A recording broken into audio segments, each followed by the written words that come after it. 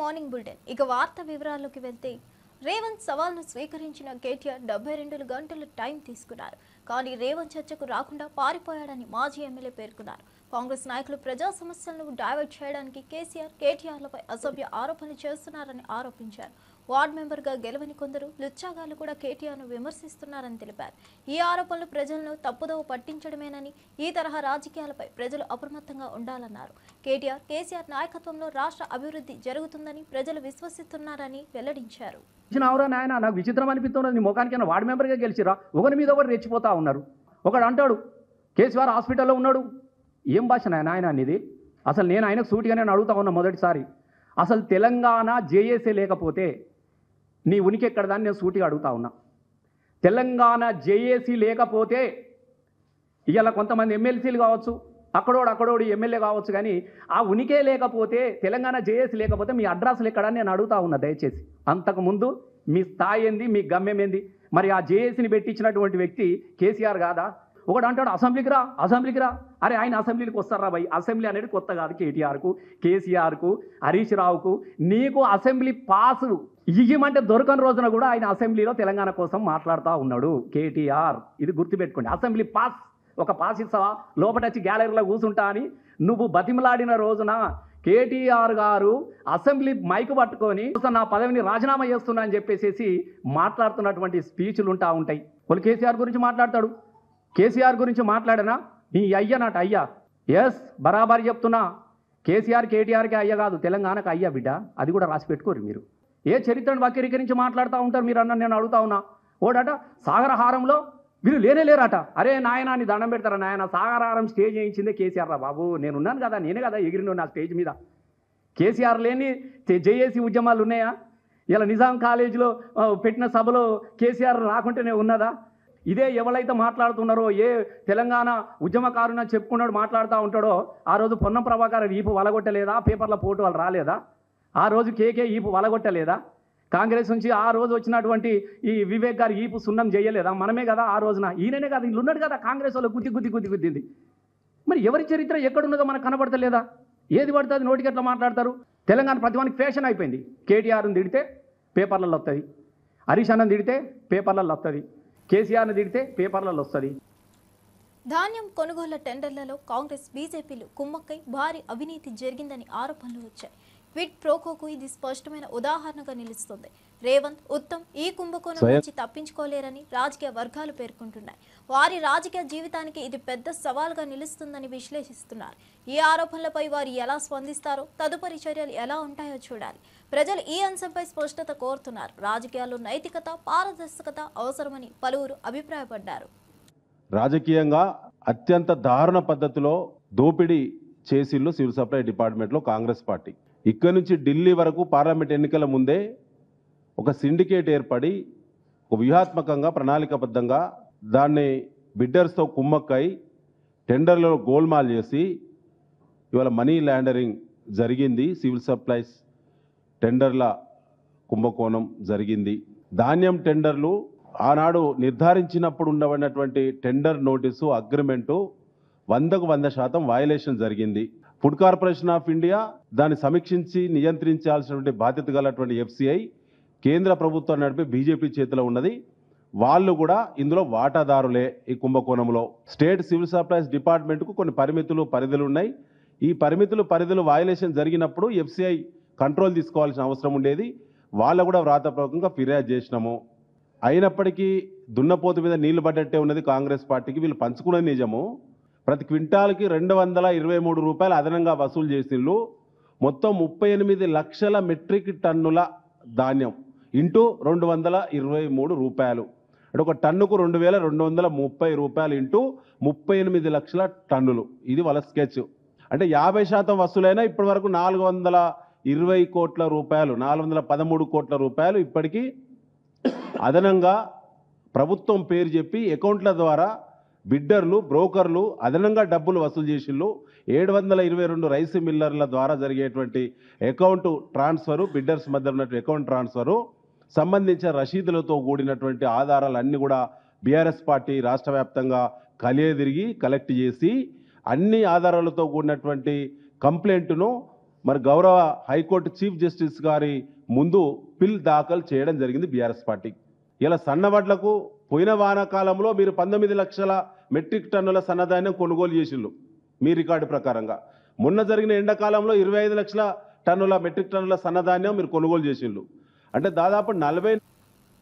ఆంధ్రప్రదేశ్ రాష్ట్ర గృహ నిర్మాణ శాఖ మంత్రి కొలుసు పార్థసారథి కాకినాడ జిల్లా తునిలో పర్యటించారు. పట్టణంలోని 11, 12, 13 వార్డులలో సుపరిపాలనకు తొలి అడుగు కార్యక్రమంలో పాల్గొన్నారు. ఈ సందర్భంగా స్థానిక ఎమ్మెల్యే యనమల దివ్యతో కలిసి ఇంటింటికి వెళ్లి ఈ ఏడాదిలో ప్రభుత్వం చేసిన సంక్షేమ పథకాలను ప్రజలకు వివరించారు. పార్థసారథి మాట్లాడుతూ ప్రభుత్వ యోజనాల ప్రాధాన్యతను మరియు అవి ప్రజలకు కలిగించే లాభాలను వివరించారు. ఈ పర్యటన ద్వారా ప్రజలకు ప్రభుత్వంపై విశ్వాసం మరింత పెరగాలని ఆశాభావం వ్యక్తం చేశారు.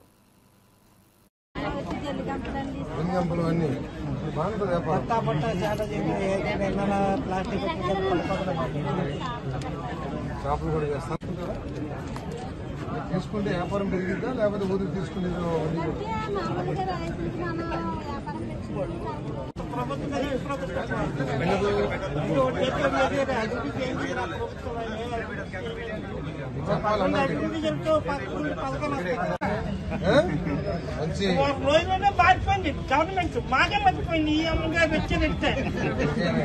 మంచి పవర్ఫుల్ ఎమ్మెల్యే, ముఖ్యమంత్రి గారికి బాగా ఇష్టం. అది గ్రేట్.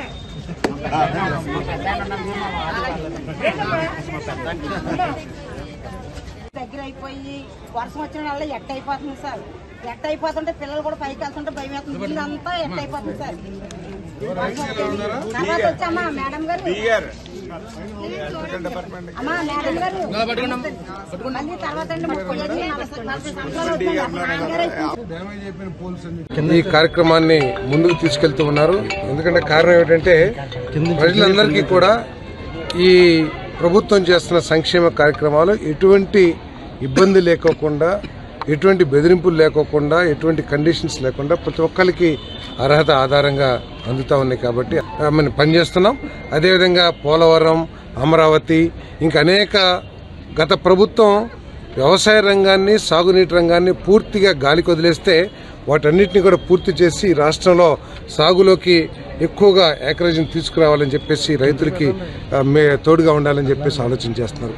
మరి ఒక పక్క ప్రభుత్వం ఈ విధంగా అభివృద్ధి, సంక్షేమం, పరిశ్రమల పెట్టుబడులు ఇవన్నీ కూడా కష్టపడి పనిచేస్తూ ఉంటే, ఇంకో పక్క వైఎస్ఆర్ కాంగ్రెస్ పార్టీ ఎటువంటి కుతంత్రాలు అంటే ఈ రాష్ట్రం యొక్క బ్రాండ్ని పాడు చేయడానికి, ఈ రాష్ట్రంలోకి వచ్చే పెట్టుబడిదారులు కానీ, పారిశ్రామికవేత్తలు కానీ కానివ్వండి, ఇటువంటి ప్రతిపక్షం ఉంటే ఇక్కడ మనం పెట్టుబడి పెడతాం అనవసరం అనే భావన కలిగించడానికి, తద్వారా పెట్టుబడులు రాకపోతే ఉద్యోగాలు రావు, పిల్లలకి ఉద్యోగాలు రాకపోతే మేము రాజకీయంగా లబ్ధి పొందొచ్చు అనే ఒక కుతంత్రపు ఆలోచనతో ఏ విధమైన చేస్తున్నారో ఒకసారి ఆలోచన చేయండి.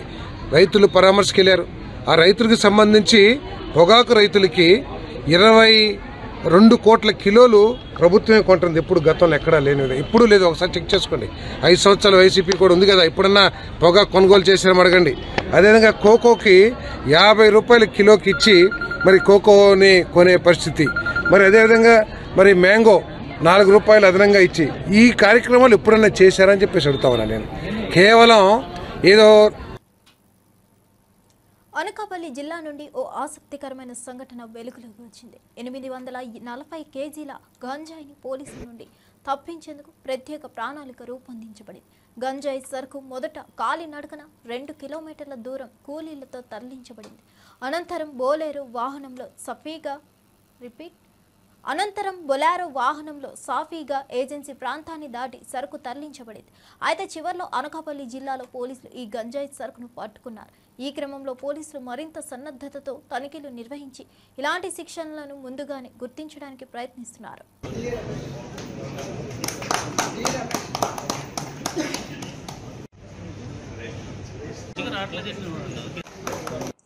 ఈరోజు Anakapalli district Nakapalli police station లిమిట్స్లో ఒక మంచి ఎన్డీపీఎస్ కేస్ పట్టుకోవడం జరిగింది.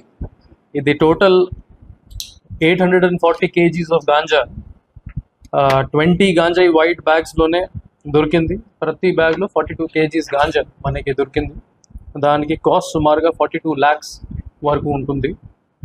దీంతో పాటు మనకి ఒకటి బొలెరో వెహికల్, ఇంకా 2 motor cycles, 1 motor cycle and 1 scooty which were used as pilots, ఇంకా కొన్ని మొబైల్ ఫోన్స్ కూడా సీజ్ చేయడం జరిగింది. ఇది మనకి SB information and local police station information మీద local police station, Nakapalli police station అన్ని రూట్స్ కవర్ చేసుకుని ఈ నేషనల్ హైవే 16 మీద వెదలపాలెం జంక్షన్ దగ్గర ఒక బొలెరో వెహికల్ అండ్ మిగతా అందరూ అక్యూజ్డ్ ఇంటర్సెప్ట్ చేయడం జరిగింది. ఇన్ టోటల్ మనకి 4 అక్యూజ్డ్ దొరికారు. ఇందులో 3 accused are from Anakapalli district, Rolugonda mandal and Golugonda mandal. ఇంకా ఒక అక్యూజ్డ్ మనకి చింతపల్లి కొత్తపాలెం పంచాయతీ నుంచి ఉన్నారు.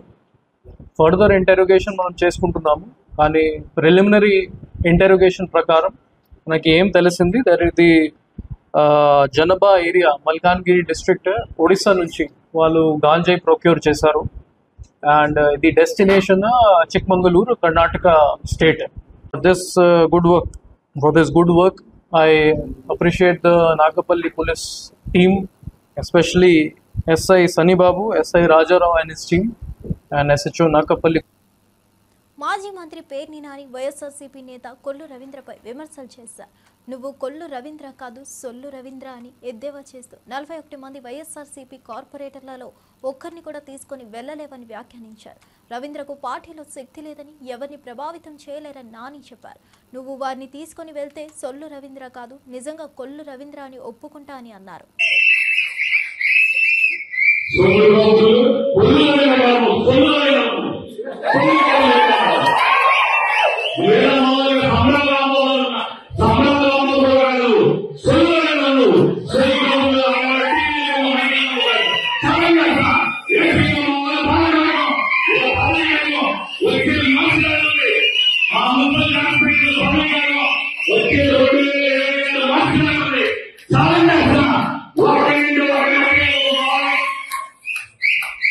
మేము ఎదుర్కొన్నామే కాకుండా ఇప్పటికీ మమ్మల్ని ఎదుర్కొన్నాం కావాలని అది కాకుండా మా 41 మందిలో నీ ఇష్టం, నీ రాజకీయ త్యాగంలో నీ సొంతలు నిజమైన నిరూపించుకోవడానికి చాలా చేస్తాయి. నేనప్పుడు మా 41 మందిలో ఒక్కైనా ప్రత్యేక నేను ఖచ్చితంగా సొల్లు రవీంద్ర కాదు, ఈ నిజంగా కొల్లు రవీంద్ర అని చెప్పి నేను కూడా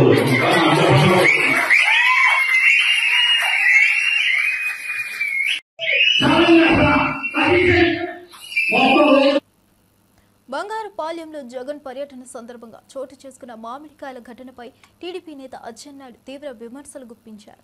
ఆయన పేర్కొంటున్నట్లుగా ముందస్తు వ్యూహంలో భాగంగా జగన్ రాకముందే 5 ట్రాక్టర్లను సిద్ధం చేసినట్లు ఆరోపించారు. ఈ ట్రాక్టర్లు వైఎస్ఆర్సీపీకి చెందినవేనని, జగన్ రాగానే కార్యకర్తలు రోడ్డుపై మామిడికాయలను పారబోసారని చెప్పారు. అచ్చెన్నాయుడు చేసిన ఈ వ్యాఖ్యలు రాజకీయ వర్గాల్లో సంచలనం సృష్టించాయి. లాఠీ చార్జ్ చేసి విలేకరికి కొట్టారు. విలేకరులు డ్యూటీ ఏంటి అని వెళ్తారు. అందులో ఏబి డైవర్షన్లో పక్కకి వెళ్ళడం. అక్కడ ప్రకాష్ రెడ్డి అని చిత్తూరు జిల్లా వైఎస్ఆర్సిపి సెక్రటరీ ప్రకాష్ రెడ్డి, ఆయనకి 25 ఎకరాలు మ్యాంగో తోట ఉంది. 25 ఎకరాలు మ్యాంగో తోట యజమాని మేము 12 రూపాయలు పెడితే అమ్మేశాడంతా. ఒక 4-5 ట్రాక్టర్లే ఆ తోటలో పెట్టుకున్నాడు.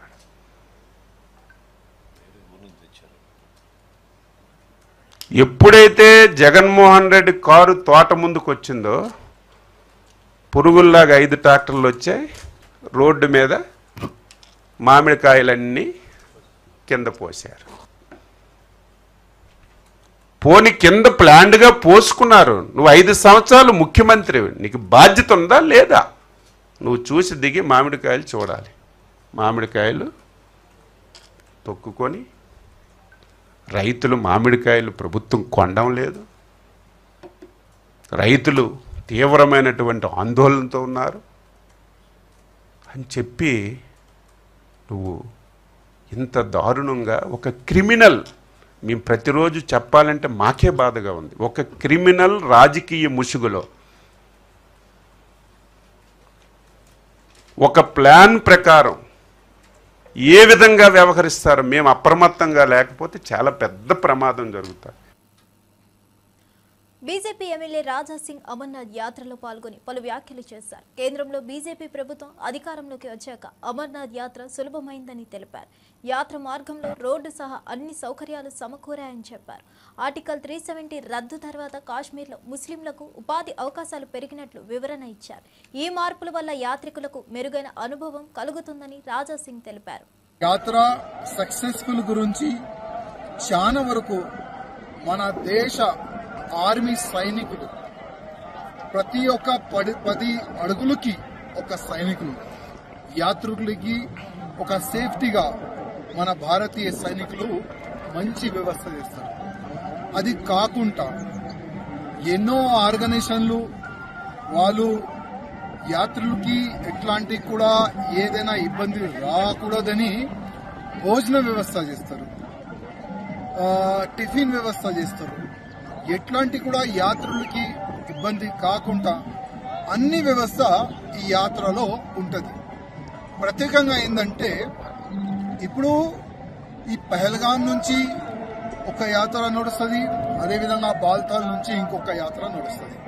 ఈ 2 మార్గం నుంచి అమర్నాథ్ గుహ వరకు భక్తులు దర్శనం గురించి వెళ్తారు.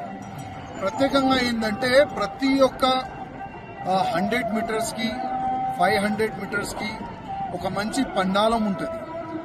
దాంట్లో కింద నుంచి పై వరకు ఎవరైనా ఏదైనా మెడికల్ ప్రాబ్లం ఉంటే కూడా ఆయనకి మెడికల్ వ్యవస్థ కూడా ఉంటుంది. ఎవరికైనా జ్వరం కానీ ఏదైనా వస్తే కూడా వాళ్ళకి ఫ్రీ ఆఫ్ కాస్ట్ భోజనం ఫ్రీ, టాబ్లెట్ ఫ్రీ, అన్ని ఫ్రీ ఉంటుంది. ఆ విధంగా ఒక వ్యవస్థ అయితే ఇక్కడ జరుగుతుంది.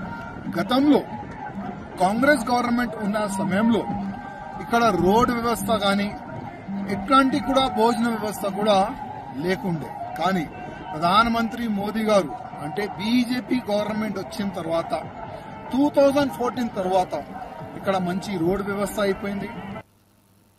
మంత్రి ఉత్తమ్ కుమార్ రెడ్డి కీలకమైన పవర్ పాయింట్ ప్రెజెంటేషన్ ను నిర్వహించారు. ఈ కార్యక్రమంలో CM Revanth Reddy, deputy CM బట్టి విక్రమార్కతో పాటు ఇతర మంత్రులు, ఎమ్మెల్యేలు, ఎమ్మెల్సీలు, అధికారులు హాజరయ్యారు. ప్రెజెంటేషన్లో కృష్ణా జలాలపై తెలంగాణ వాటా, ఆంధ్రప్రదేశ్ అక్రమ నీటి తరలింపు అంశాలు చర్చించబడ్డాయి. తుమ్మిడిహెట్టి నుంచి మేడిగడ్డకు డిజైన్ మార్పు కారణంగా జరిగిన పరిణామాలపై స్పష్టతనిచ్చారు. ఏర్పాటు చేయడం జరిగింది. ఈ 2 విషయాలు చాలా చాలా ముఖ్యమైనగా మీరందరూ భావించాలని చెప్పి నేను విజ్ఞప్తి చేస్తున్నా. ఒకటేమో కృష్ణా నదీ జలాల విషయంలో మన ప్రభుత్వం వచ్చిన తర్వాత కృష్ణా నదీ జలాలు, కృష్ణా రివర్ వాటర్ విషయంలో మన ప్రభుత్వం వచ్చిన తర్వాత గత 10 ఏళ్ల కంటే అత్యంత సమర్థవంతంగా మనం ముందుకు పోయిన విషయం మీకు ఫ్యాక్ట్స్ అండ్ ఫిగర్స్ తో నేను మీకు మనవి చేస్తాను. ఇది ఒక షార్ట్ ప్రెజెంటేషన్ తర్వాత కాళేశ్వరం ప్రాజెక్ట్ పై మరి ఏ విధంగా అంటే రిపీటెడ్ గా మనం ప్రతిపక్షాల దుష్ప్రచారం, ఒక గోబుల్స్ ప్రొపగాండా చూస్తున్నాం. ఏమైంది, ఒక బ్యారేజ్ కొలాప్స్ అయితే ఎందుకు వదిలేసిండ్రు, మరి 2 పిల్లర్లు కూలిపోయినాయి కదా, తత్తిమ యూజ్ చేయొచ్చు కదా అని.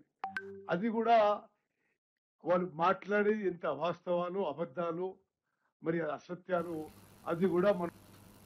మామిడి రైతులను కూటమి ప్రభుత్వం పట్టించుకోవడం లేదని జగన్ విమర్శించారు. ప్రభుత్వాన్ని నిద్ర లేపేందుకే ఇక్కడికి వచ్చానని తెలిపారు. జగన్ రాక సందర్భంగా 2000 మంది పోలీసులను మోహరించి రైతులను అడ్డుకున్నారని ఆరోపించారు. పొరుగు రాష్ట్రమైన కర్ణాటకలో కుమారస్వామి లేఖతో కిలో మామిడి 16 రూపాయలకి కొనుగోలు చేయగా తన ప్రభుత్వ హయాంలో కిలో మామిడి 29కి కొనుగోలు చేసినట్లు జగన్ పేర్కొన్నారు. ఎంతమంది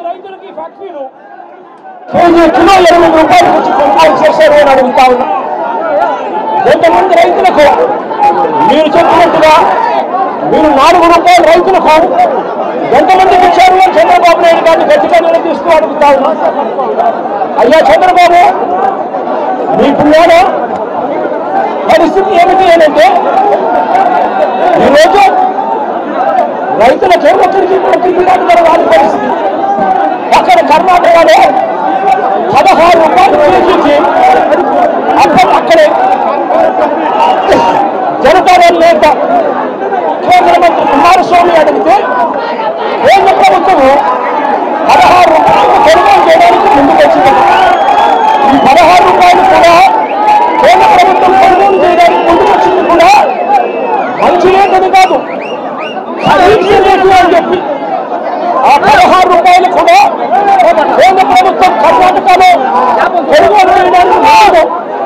చేయడానికి అక్కడ వాళ్ళు చర్యలు తీసుకుంటే మరి చంద్రబాబు నాయుడు గారి ప్రభుత్వం ఏమి గాలిగలు వేస్తారో నేను అడుగుతానని ఇదే చంద్రబాబు నాయుడు గారు గట్టు ప్రశ్నిస్తూ అడుగుతా ఉన్నా. జిల్లాలో 6,45,000 టన్నులు 6,45,000 మెట్రిక్ టన్నుల దిగుబడి వస్తుంది. 2,20,000 ఎకరాలలో పంట పండుతుంది. 76,000 మంది రైతులు వ్యవసాయం చేస్తూ మామిడి మీద బతుకుతారు. ఈ 76,000 కుటుంబాలకు చంద్రబాబు నాయుడు గారు ప్రభుత్వం వచ్చిన తర్వాత ఎంతమందికి 12 రూపాయలు కేజీ వచ్చింది అని అడుగుతా ఉన్నా. వైఎస్ఆర్సీపీ ప్రభుత్వ హయాంలో 2 సంవత్సరం కూడా 29 రూపాయలు కేజీ రైతులు అమ్ముకున్న పరిస్థితి నుంచి ఈరోజు చంద్రబాబు నాయుడు గారి ప్రభుత్వంలో రైతులకు కనీసం 12 రూపాయలు కూడా ఇప్పించలేని పరిస్థితిలో చంద్రబాబు నాయుడు గారు ఉన్నారు అనంటే చంద్రబాబు నాయుడు గారు ఎంత దయనీయమైన పరిస్థితిలో ఉన్నాడని అర్థం చేసుకోవచ్చు. ఇదే చంద్రబాబు నాయుడు గారు ఆ 12 రూపాయలు కూడా ఇవ్వలేక ఇప్పించే పరిస్థితి లేక ఇదే చంద్రబాబు నాయుడు గారు రైతులను నడుగోడు పెట్టారు. రైతులకు ఇవాళ 3 రూపాయలకు ఇవాళ మార్కెట్ యార్డులోనూ ఇవాళ రాంపల్ దగ్గర ఇవాళ కొనుగోలు చేసే కార్యక్రమం జరుగుతా ఉంది. జగన్ బంగారుపాలెం పర్యటనపై TDP polit bureau member Srinivasa Reddy తీవ్ర విమర్శలు చేశారు. దండుపాలెం వెళ్లినట్లు జగన్ బంగారుపాలెం వెళ్లారని వ్యాఖ్యానించారు. పరామర్శల పేరుతో జగన్ విధ్వంసం చేస్తున్నారని ఆరోపించారు. జగన్ బంధువు ప్రసన్న కుమార్ రెడ్డి, ప్రశాంతిరెడ్డి వ్యక్తిత్వం ఇప్పుడు కొత్తగా కనిపించిందా అని ప్రశ్నించారు. చెల్లెలు వరుస అయ్యే మహిళపై ఇంత ఘోరంగా మాట్లాడతారని ఆవేదన వ్యక్తం చేశారు. రాష్ట్రంలో ఒకసారి చూస్తే నిన్న నెల్లూరు జిల్లాలో ప్రసన్న కుమార్ రెడ్డి వ్యాఖ్యలను తీవ్రంగా ఖండిస్తూ ఉన్నాం. ఘోరమైన భాష, మహిళల వ్యక్తిగత జీవితాలకు లేకి తొంగి చూసి వాళ్ళను అప్రతిష్ట పాలు చేసే పనిగా పెట్టుకున్నారు. యథా రాజా తదా ప్రజ. జగన్మోహన్ రెడ్డి గారు అదే లక్షణాలు ఇలా పుణికిపుచ్చుకున్నారు. గతంలో 10-15 సంవత్సరాల నుంచే ప్రసన్న కుమార్ రెడ్డి గారికి దగ్గర బంధువే కదా ఆవిడ ప్రశాంత్ రెడ్డి గారు. ఈరోజు కొత్తగా కనిపించింది ఆ వ్యక్తిత్వం నీకు. చెల్లెలు వరుస అయ్యే వ్యక్తిని ఇంత ఘోరంగా మాట్లాడతారా? దీన్ని సభ్య సమాజం ఇటువంటి వ్యక్తులను సమాజం నుంచి బహిష్కరించే విధంగా చట్టం తీసుకురావాలి. నంద్యాల ఎంపీ బైరెడ్డి శబరి వైసీపీపై తీవ్ర విమర్శలు చేశారు. రప్పా స్కూల్కి ప్రిన్సిపల్ జగన్ అంటూ ఎద్దేవా చేశారు. మహిళలను అవమానించడం వైసీపీ మేనిఫెస్టోలోనే ఉన్నట్లుగా అభిప్రాయపడ్డారు. అన్ని రంగాల్లో మహిళలు ముందంజలో ఉన్నారని, రాజకీయాల్లో మహిళలు వచ్చేది మాటలు వినిపించుకోవడానికి కాదని స్పష్టం చేశారు. మహిళల పాత్రను హేళన చేయకుండా గౌరవించాలని బైరెడ్డి శబరి పిలుపునిచ్చారు. రాజకీయాల్లో మహిళల ప్రాధాన్యతను గుర్తించి వారిని ప్రోత్సహించాలని అన్నారు. రాష్ట్రంలో ఉన్న మహిళలని, స్త్రీలను కించపరచండి, అగౌరవపరచండి అని వారి మేనిఫెస్టోలో ఉంది అని అనుకుంటున్నాను. మొన్న ఒక సంఘటన జరిగింది. కొవ్వూరులో ఎంతో పొలిటికల్ హిస్టరీ ఉన్న ఒక వైసీపీ నాయకుడు చెల్లి వరుస అయిన కొవ్వూరు ఎమ్మెల్యే ప్రశాంతిరెడ్డి గారిని ఎంతో దారుణంగా మాట్లాడిన సంఘటన మనం చూసాం. ఆమెమి చిన్న వయసు కాదు, ఎంతో పెద్ద వయసు ఉన్న ఒక మహిళ గురించి అంత నీచంగా మాట్లాడడం యావత్ సమాజం ఖండిస్తుంది. ఈరోజు మహిళలకు పెద్దపీట వేస్తున్నారు కేంద్ర ప్రభుత్వం కానీ రాష్ట్ర ప్రభుత్వం కానీ. భద్రాచలం వద్ద గోదావరి నీటి మట్టం పెరుగుతుంది. రాష్ట్ర వ్యాప్తంగా కురుస్తున్న వర్షాలు, ఎగువ ప్రాంతాల వరదల కారణంగా ఈ రోజు ఉదయం 11 గంటలకు నీటి మట్టం 24 అడుగులకు చేరింది. ఎగువ నుంచి వరద కొనసాగుతుండటంతో నీటి మట్టం ఇంకా పెరిగే అవకాశం ఉందని అధికారులు తెలిపారు. స్నాన ఘట్టాల వద్ద మెట్ల వరకు వరద నీరు చేరిన కారణంగా భక్తులు లోతుకు వెళ్లకుండా నది ఒడ్డునే స్నానాలు చేయాలని హెచ్చరిక బోర్డులు ఏర్పాటు చేశారు.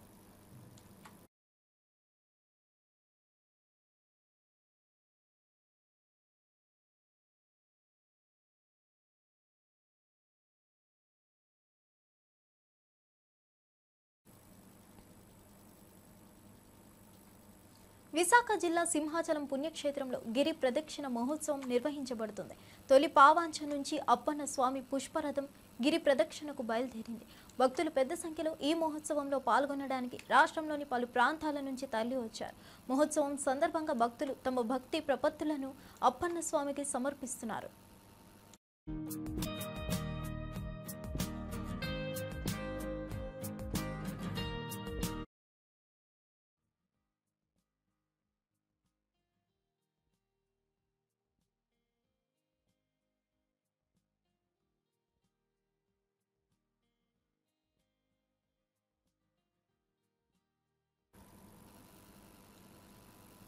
అమరావతిలో ఈ డిసెంబర్ నాటికి ఎమ్మెల్యేలు ఎమ్మెల్సీలు క్వార్టర్స్లో ఉంటారని స్పీకర్ అయ్యన్న పాత్రుడు ప్రకటించారు. అమరావతిలో నిర్మాణంలో ఉన్న క్వార్టర్లను పరిశీలించిన ఆయన పనులు జోరుగా సాగుతున్న తీరుపై సంతృప్తి వ్యక్తం చేశారు. నియోజకవర్గాల పునర్విభజనను దృష్టిలో పెట్టుకుని నివాస సముదాయాలు ఏర్పాటు చేయాలని అధికారులకు సూచించారు. చట్టసభ సభ్యుల కోసం 12 టవర్లలో 288 క్వార్టర్లు నిర్మిస్తున్నట్లు తెలిపారు. 35 మంది మంత్రులు 36 న్యాయమూర్తుల క్వార్టర్స్ కూడా మార్చి నాటికి సిద్ధం కానున్నాయి.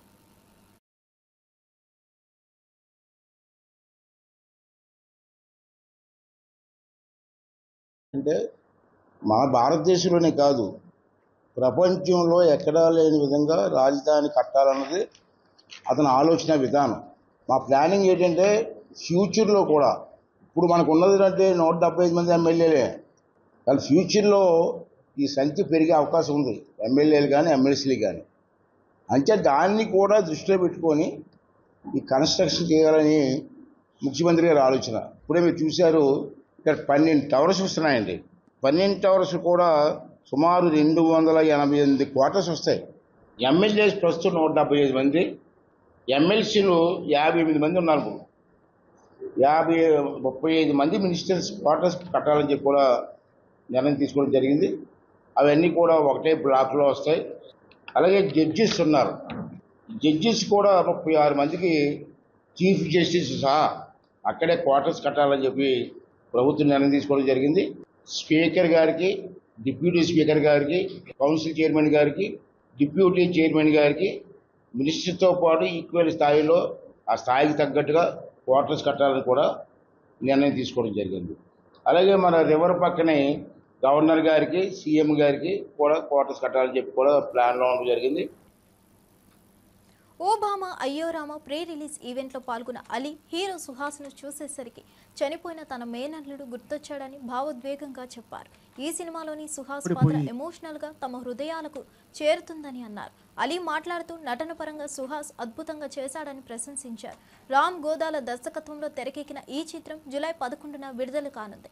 సుహాస్, శ్రీలక్ష్మి, మేఘనా శెట్టి ప్రధాన పాత్రలో నటించారు. కుటుంబ విలువలు, ప్రేమ, భావోద్వేగాల మేళవింపుగా రూపొందిన ఈ సినిమా భావోద్వేగాలను తాకుతుందని దర్శకుడు తెలిపారు. ఈవెంట్ మొత్తం సుహాస్ నటనపై ప్రశంసలతో నిండిపోయింది. బాబాయ్, నువ్వు ఎప్పుడైనా అమ్మాయిని ప్రేమించావా? ప్రేమలో పడ్డావా? పడ్డానురా. ఆ ప్రేమలో పడింది సుహాస్ చిన్నప్పుడు మదర్ చనిపోతే అమ్మ అమ్మ అంటుంటే నాకు మామ మామ అన్నట్టు అనిపిస్తుందిరా. అప్పుడు లవ్లో పడ్డాను. వాడి కోసం నేను పెళ్లి చేసుకోలేదు. వాడే నా లైఫ్, వాడే నా లవ్, వాడే నా ఫస్ట్ లవ్, వాడే నా లాస్ట్ లవ్ అని ఈ సినిమాలో ఆ సీన్ చేయడం జరిగింది. ఆ సీను నాకు అది గుర్తుకొచ్చి చేశాను. ఆ తర్వాత సుహాసు ఎప్పుడైతే లవ్ ఫెయిల్ అవుతుంది, అమ్మాయి ఎప్పుడైతే వెళ్ళిపోయింది అనగానే, అరే అమ్మాయి కోసం ఏముందిరా, ఈ అమ్మాయి కాకపోతే ఇంకొక అమ్మాయి వస్తుందంటే, ఈ అమ్మాయి ఇక్కడ ఉంటే పర్లేదు, ఆ అమ్మాయి ఇక్కడ దాకా ఎక్కేసింది, ఏం చేయాలి నాకు అర్థం కావట్లేదు మావయ్య అంటాడు. ఆ సీను చేసేటప్పుడు Suhas already national award actor. అంటే కలర్ ఫోటో సినిమా చేస్తున్నప్పుడు ఎవరండి హీరో అంటే ఎవరో హీరో అని చెప్పాడంట, తను హీరో అని చెప్పుకోలేదు. ఇక మీదట ఎప్పుడు కూడా నువ్వు హీరో అయితే నువ్వే హీరో అని చెప్పు, ఎందుకంటే నీకున్న కలరు అక్కడ సూపర్ స్టార్ రజనీకాంత్ గారికి ఉంది. ఆ కలరు ప్రపంచాన్ని ఊపింది. నీ సినిమా ఇది హిట్ కొట్టిందనుకో, ఆటోమేటిక్గా నీ కలర్ ఉన్నోళ్ళు ప్రతి వాళ్ళు. ఇవండి ఈనాటి విశేషాలు. మరో వార్తతో మళ్ళీ కలుద్దాం.